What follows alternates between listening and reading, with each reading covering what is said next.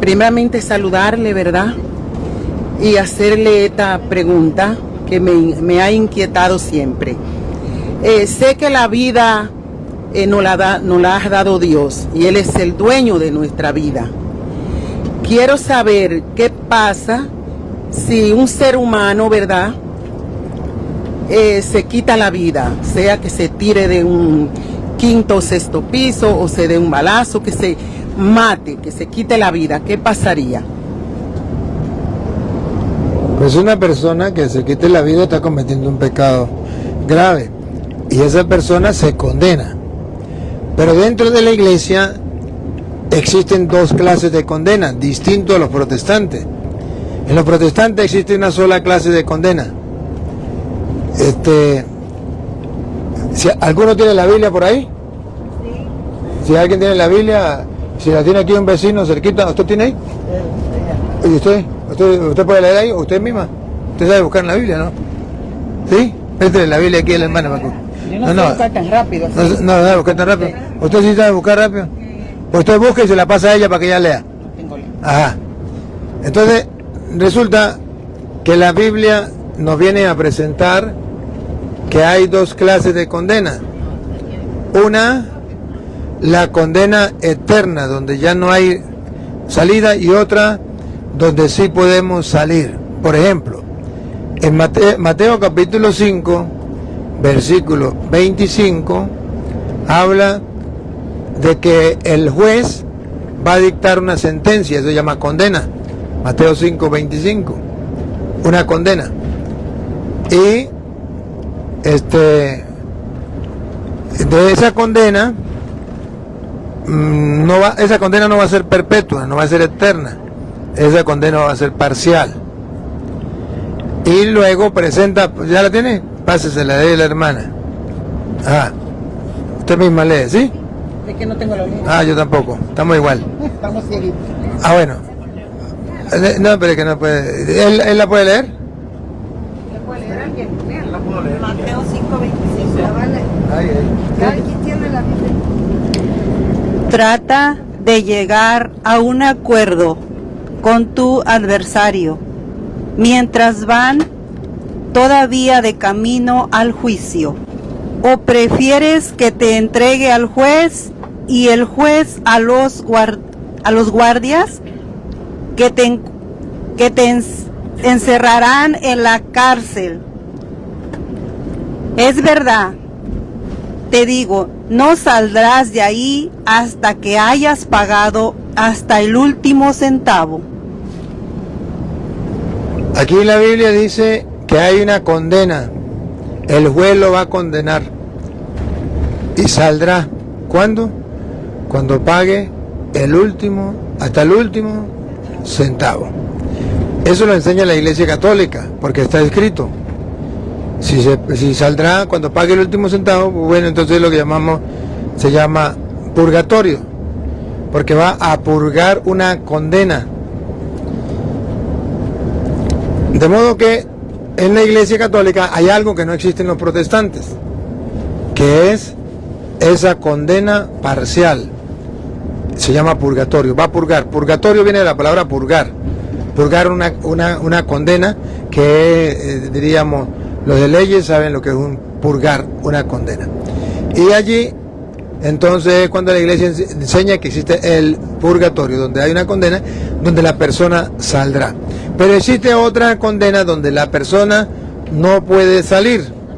Por ejemplo, por allá en Mateo capítulo, muchacha, Juana, Mateo capítulo 25, versículo, por allá del versículo 40 en adelante, donde el juez le dirá a lo de la derecha, malditos, a la parte donde le dice a lo de la izquierda, malditos al fuego eterno. Porque el versículo 40 o 41, 42 por ahí, 41, en el versículo 41, ahí le dice: dirá después a los que estén a la izquierda: malditos, aléjense de mí y vayan al fuego eterno, que ha sido preparado para el diablo y para sus ángeles. Ahí está lo que se llama infierno, condena eterna, donde está el diablo y sus ángeles. Entonces observan ustedes que existe una condena parcial y una condena eterna. Cuando usted me habla de una persona que se quita la vida, nosotros podemos decir, esa persona que se quita la vida se condena. Lo que no sabemos si es una condena eterna o una condena parcial. Eso lo dictamina el juez, ni usted ni yo. Y como ni usted ni yo lo podemos saber, entonces por eso nosotros oramos por los difuntos, para que si esa persona no está en esa condena eterna, pueda tener Dios misericordia de él y pueda salir de allí. Sabemos que murió en pecado, sabemos que se condena, pero no sabemos si para el infierno o para el purgatorio. Eso le toca solamente y únicamente a Dios y a los protestantes, que son dioses. Bueno, gracias por su pregunta. Gracias, padre. A ver, otra preguntita pues, otra preguntita. Bueno, primeramente le doy gracias a Dios por la oportunidad de estar aquí y después al padre Luis Toro, que por medio de él yo pude estar como el saltamontes brincando de iglesia en iglesia de los protestantes, andaba buscando de Dios, sentí que la iglesia católica no entendía nada, tenía mucha ignorancia, la verdad, y yo era el número uno, el que más hablaba mal de la iglesia católica, la verdad, el que no la entendía por ignorancia mía. Entonces andaba de iglesia a iglesia y entonces pues una vez que ya un hermano me estaba ya convenciendo casi, llegaba a la iglesia y tampoco llenaba a mí, no entraba, no encontraba lo que andaba buscando, pero siempre andaba buscando de Dios. Vengo de una familia católica, muy católica, de mi mamá, de mi papá, siempre colaboraba con la iglesia y todo.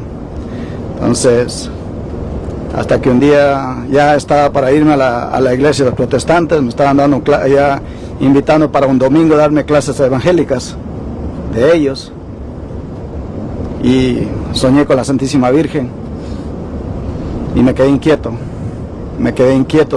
siempre la respetaba muchísimo, siempre creía en ella, siempre todo eso, nunca he dejado de creer en la Santísima Virgen.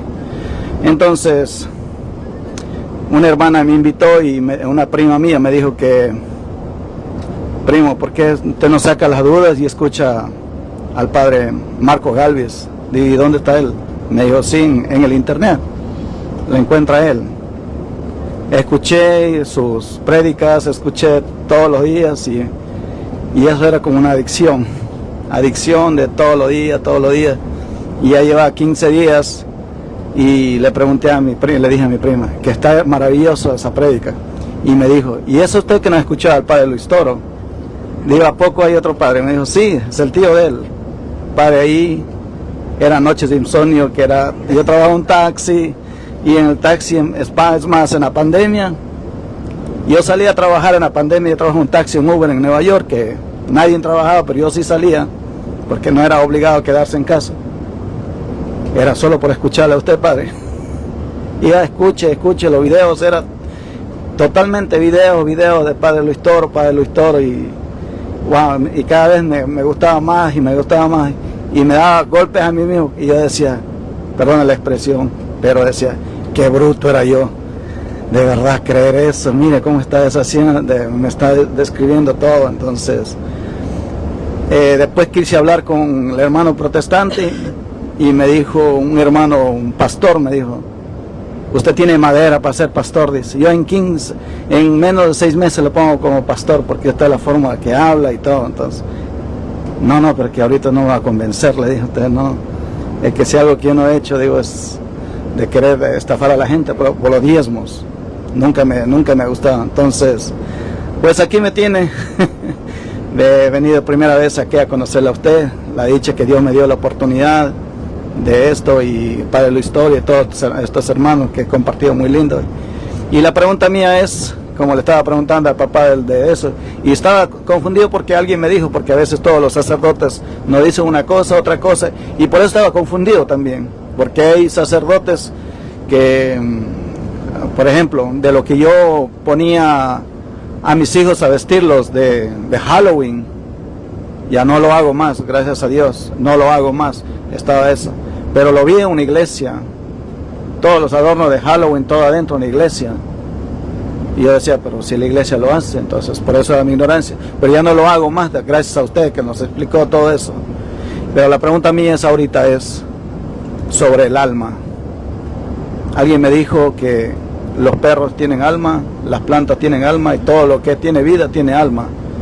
Y eso quisiera que me explique un poquito, por favor. Sí y no. En el Antiguo Testamento todo lo que tiene vida tiene alma. O sea, ¿qué era el alma en el Antiguo Testamento? El alma en el Antiguo Testamento era la vida. ¿El árbol tiene vida? Sí, entonces tiene alma. ¿El perro tiene vida? Sí, entonces tiene alma. ¿El ser humano tiene vida? Sí, entonces tiene alma. ¿Verdad? Pero resulta que el perro tenía un alma, una vida. El árbol tenía un alma, una vida.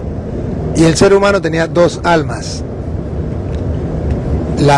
El alma o la vida del cuerpo.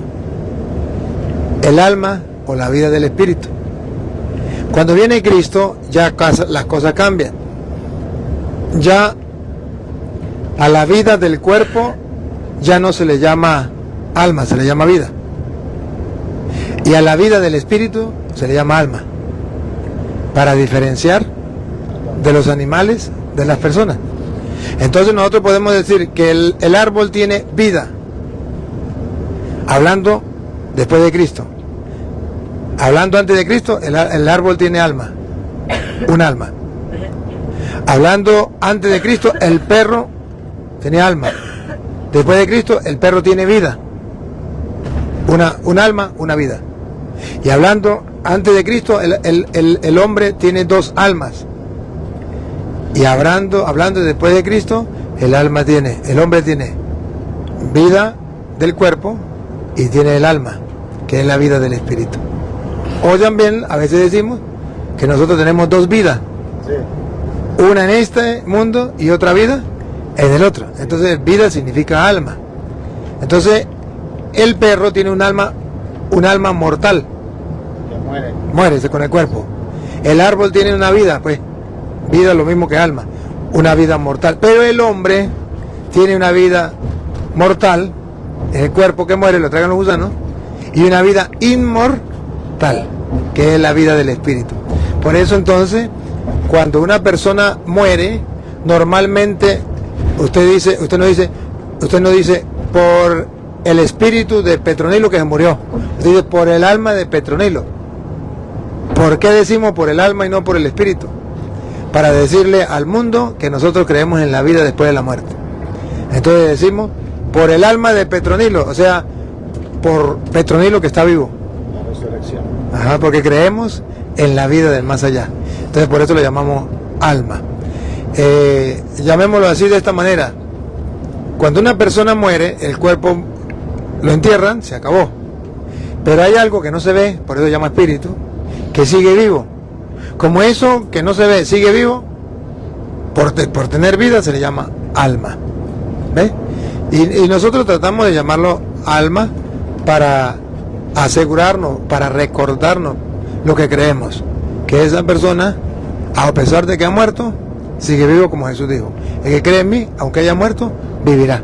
Y el que está vivo y cree en mí, no morirá para siempre. Gracias, Padre. Bueno, pues, gracias. Un placer.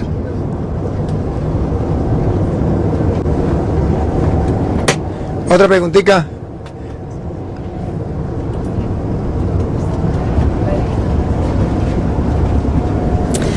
Hola, padre, mucho gusto en conocerle y le ha dado muchas respuestas a mis preguntas. Solamente una pregunta tengo: ¿por qué se dice que nadie ha visto a Dios si Cristo dice el que ve a mí, ve a mi Padre? Ciertamente, lo que nosotros podemos conocer de Dios nos lo ha dado a conocer Jesucristo. Pero no podemos ver a Dios. ¿Por qué no podemos ver a Dios en esta vida? Porque nosotros tenemos una mente incapaz de abarcar a Dios. Un conocimiento incapaz de abarcar a Dios, es un conocimiento limitado. Entonces, como es un conocimiento limitado, nosotros hemos visto y no hemos visto a Dios. San Pablo, por ejemplo, dice que hemos visto a Dios cuando vemos una flor, cuando vemos la naturaleza, cuando vemos el sol, hemos visto a Dios. Sí, una parte. Por eso no sé si usted recuerda que cuando Moisés vio a Dios, le vio la espalda, o sea, una parte. Y por eso Moisés, nadie puede ver a Dios y seguir vivo. O sea, porque Dios está muy por encima de la mente, del entendimiento del ser humano, no puede ser abarcado. Por eso cuando Moisés le habla a Dios y le dice, y cuando la gente me pregunte, ¿cuál es tu nombre? ¿Qué le digo? Y Dios le dijo, yo soy el que soy. En castellano significa, no puede ser abarcado por la mente del ser humano. Por eso cuando usted y yo vamos a orar, usted y yo no podemos tener una imagen de Dios. Dios no es una imagen. No podemos tener una idea de Dios. Dios no es una idea. Por eso San Agustín decía que cuando vamos a orar, tenemos que reconocer que Dios no puede ser abarcado por nuestra mente. Para nosotros poder tener, podríamos decir, llegar a tener una experiencia con Dios, tenemos que quitar toda idea de Dios, toda imagen de Dios. Y tenemos que saber que Dios no puede ser abarcado por nuestra mente. De ahí, cuando yo me rindo y se cumple lo que dice la Biblia, ante Él toda rodilla se dobla en el cielo y en la tierra. O sea, me rindo, no lo abarco, no puedo conocerlo. Ahora viene Cristo. Cristo es Dios y la parte de la espalda de Dios, o sea, lo que podemos ver, está en Cristo. Es una parte de lo que es Dios, que Dios es amor, que Dios es misericordia, es una parte de lo que Dios, pero en su grandeza, en su majestad, no lo podemos ver. Por eso, primera de Juan, en el capítulo 3, creo que es, versículo 2, donde dice, capítulo primera de Juan 3, 2, ¿qué dice? Amados, a pesar de que ya somos... Escúchelo. Dice, amados, a pesar de que ya somos hijos de Dios y no se ha manifestado todavía lo que seremos, pero sabemos que cuando Él aparezca en su gloria, seremos semejantes a Él, porque lo veremos tal como es. Allá lo vamos a ver tal y como es, pero aquí no podemos verlo, no alcanza la mente, es imposible abarcar. Por eso San Pablo le decía a los Corintios, primera de Corintios capítulo 13 versículo 8, 9 por allá, que tenemos un conocimiento limitado, pero después cuando ya muramos, eso que era limitado pasa y ya llegará lo perfecto. Primera de Corintios capítulo 13 versículo 8 en adelante. Tenemos un conocimiento limitado, pero eso pasará y llegaremos a un conocimiento ilimitado, perfecto. Aquí dice, el amor nunca pasará a los profetas. El 9, entonces. No, dice, porque este saber queda muy imperfecto. No, otra vez. Porque este saber queda muy imperfecto y nuestras profecías también son algo muy limitado. Sigue. Cuando llegue lo perfecto, lo que es limitado desaparecerá. Ahí va. El conocimiento aquí en la tierra es limitado, pero ya cuando lleguemos a la presencia de Dios, lo que es limitado desaparecerá, llegará a lo perfecto. Entonces podremos conocer a Dios como Él nos conoce a nosotros. Entonces, ahorita es imposible.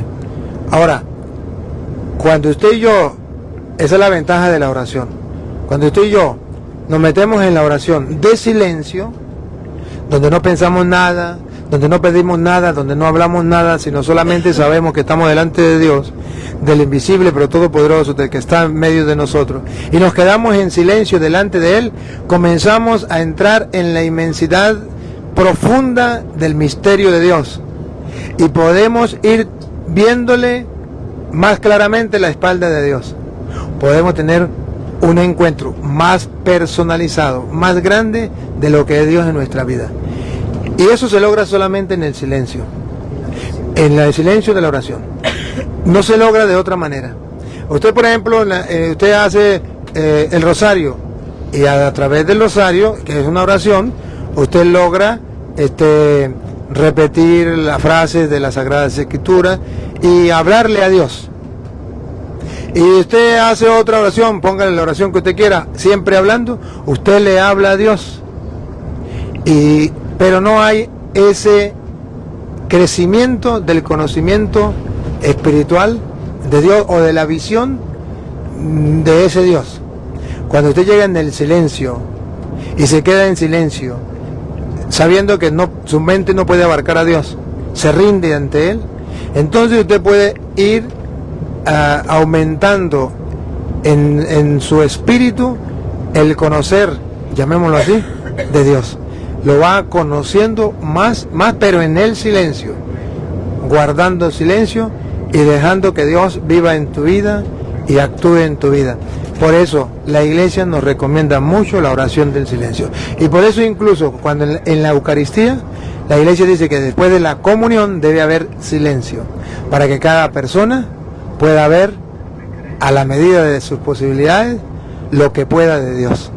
Que no será perfecto, pero que puede verlo a la luz de la fe y en el silencio. Bueno, muchas gracias, Padre. A la orden. ¿Si hay otra preguntita?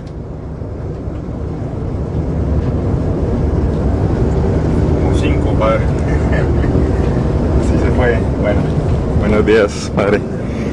Primero que todo, también gracias a Dios por permitirme estar acá en esta peregrinación en compañía del Padre Luis Toro.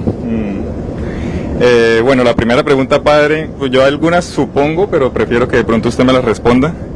En Salmos 69, ¿sí? Habla de pecados de Jesús. Habla de pecados de Jesús. Salmos 69. ¿Cómo así? Dice que Jesús dice sus pecados que no son ocultos a Dios.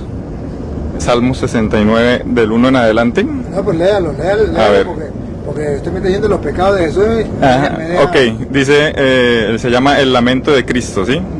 Dice, al maestro de coro, por el tono de los lirios de David. Bueno, sálvame, oh Dios, porque las aguas me han llegado al cuello.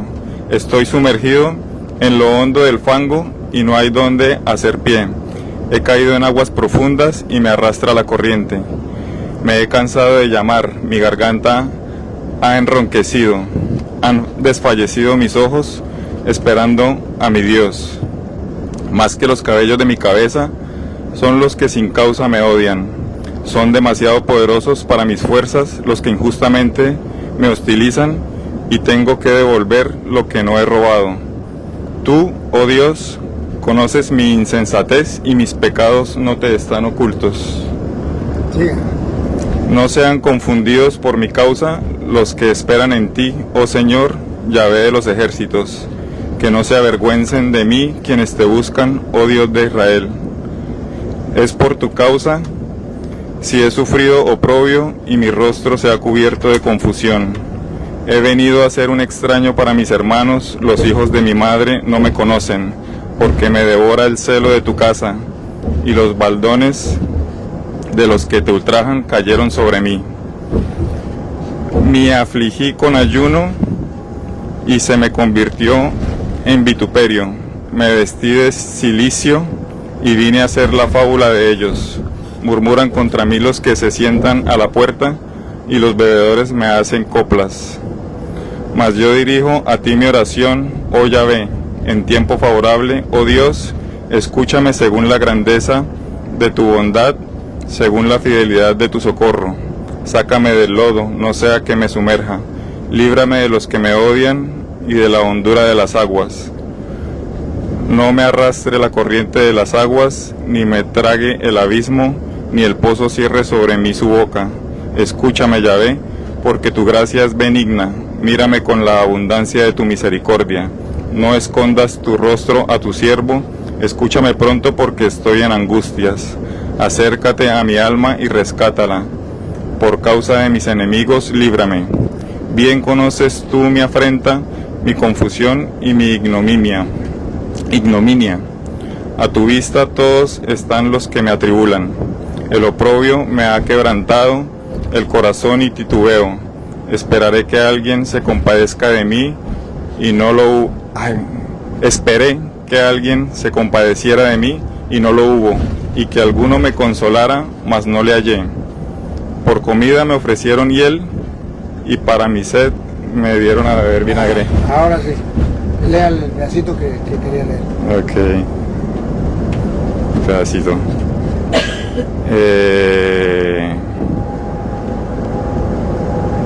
Tú, oh Dios, conoces mi insensatez y mis pecados no te están ocultos. Ahí, si fuera, todo el Salmo se está refiriendo a Jesús sufriente, a Jesús que lo maltratan, lo humillan y todo, ¿verdad?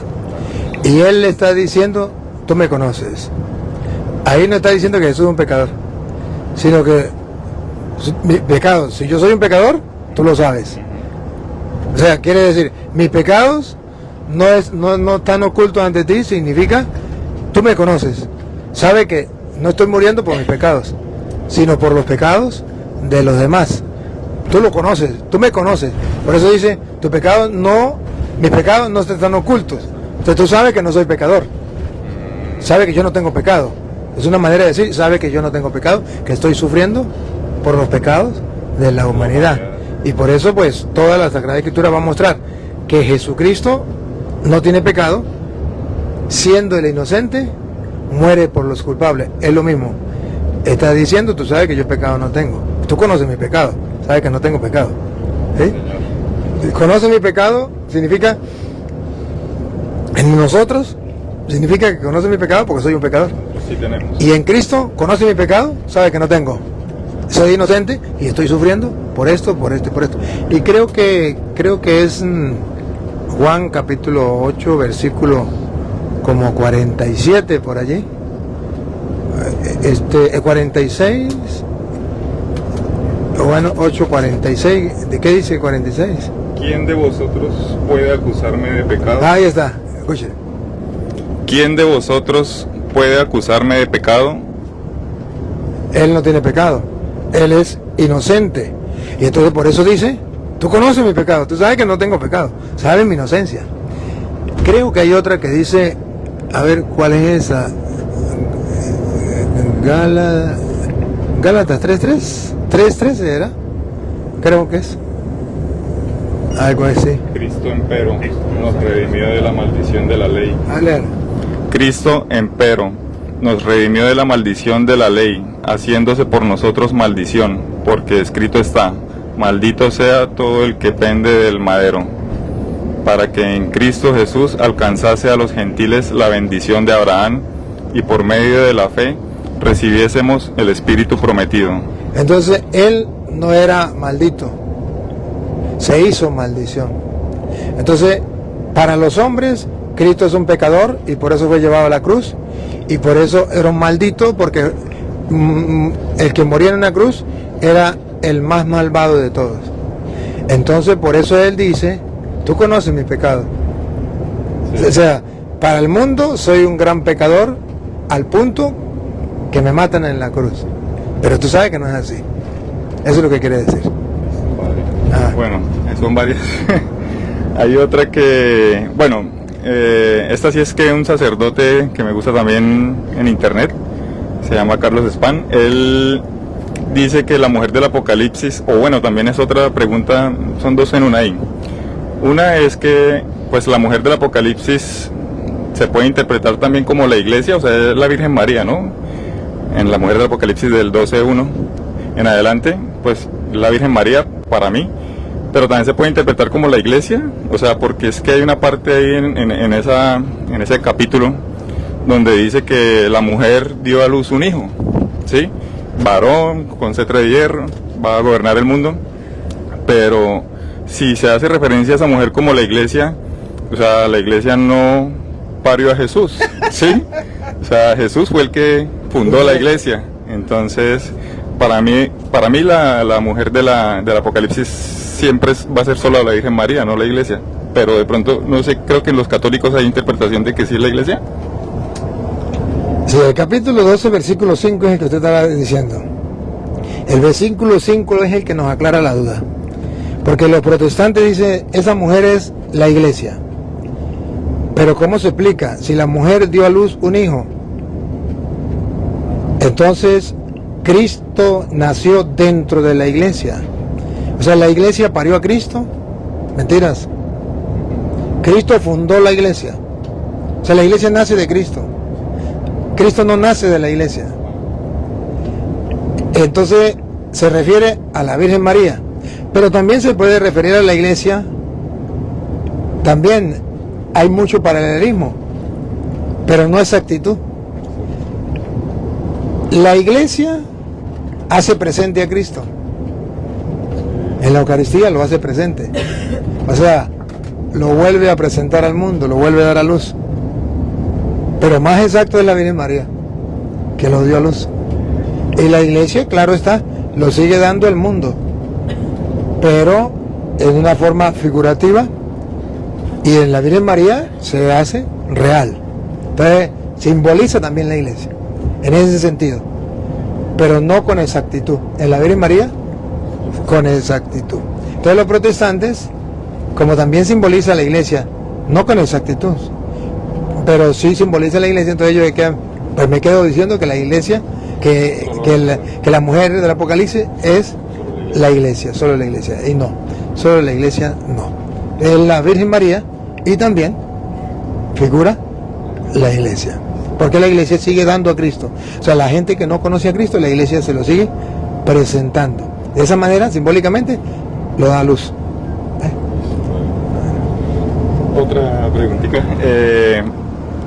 Bueno, la otra que tengo es que hay una enseñanza donde usted habla sobre la Virgen María, la reina, y sí, en muchas partes de la Biblia dice que la Virgen María es la reina, la mamá del rey, pero también en esa enseñanza, no recuerdo bien el video, el capítulo y versículo, pero hay una parte donde dice que ella va con sus colegas, con sus otras vírgenes, pero creo que en ese pedacito es donde dice que es princesa también, ¿sí? Supongo yo que sabe la respuesta, pero prefiero que de pronto usted me la dé, padre. O sea, ¿es reina y princesa al tiempo? Eso está en el Salmo 45. Salmo 45. En el Salmo 45, versículo 9. Por allí está. 45, versículo 9. Tiene la Biblia Reina Valera, ¿no? No, yo no la tengo. Ah, él tiene la Reina Valera. 45. Sí, 9. ¿Qué? 5:9. Dice: hijas de reyes son tus muy amadas, una reina se sienta a tu derecha, y oro de Ofir en sus vestiduras luce. Ahora tu hija, entiéndeme y escucha, olvida a tu pueblo y a la casa de tu padre, y tu hermosura al rey conquistará, él es tu señor. Los grandes de Tiro antes él se postrarán, allí vienen los ricos del país a rendirte homenaje. La hija del rey con oro engaladas es introducida al interior, vestida de brocados al rey es conducida, las siguen sus compañeras vírgenes que te son presentadas, escoltadas de alegría, júbilo, van entrando al palacio real. En lugar de tus padres tendrán hijos, que en todas sus partes príncipes serán. Gracias a mí, yo quiero que tu nombre viva de una a otra generación, a que los pueblos te aclamen para siempre. Ahí te acabo. Entonces ahora sí me la pregunto. O sea, ¿por qué la reina, perdón, por qué la Virgen María es princesa? O sea, ¿Qué significa eso? pues si es rey, o sea, mejor dicho, una persona tiene un título o el otro, ¿no? Entonces ella es la reina. Ella es la reina. Y en la Biblia pues ahí también la referencian como princesa. Es que ella juega varios papeles. Por ser hija de Dios. Por ser hija de Dios y por ser la madre de Dios. Es reina. Claro. Ahí fue donde yo también, pero yo quería de pronto que usted me lo dijera. Es que, claro, ella es hija de Dios. ¿Verdad? Es princesa. Y es princesa. Y es la madre de Dios. Qué misterio más Es grande. esposa del Espíritu Santo. Ajá. Entonces, esto es lo que los protestantes no entienden. Los protestantes dicen, bueno, pero entonces, ¿cómo es la cosa? ¿O es hija de Dios o es madre de Dios? Claro, es hija de Dios Padre, es madre de Dios Hijo, y es sagrario del Dios Espíritu Santo. Entonces, ¿cómo hacemos? No creer en la palabra, más nada, que es hija de Dios Padre. Hay una canción que dice,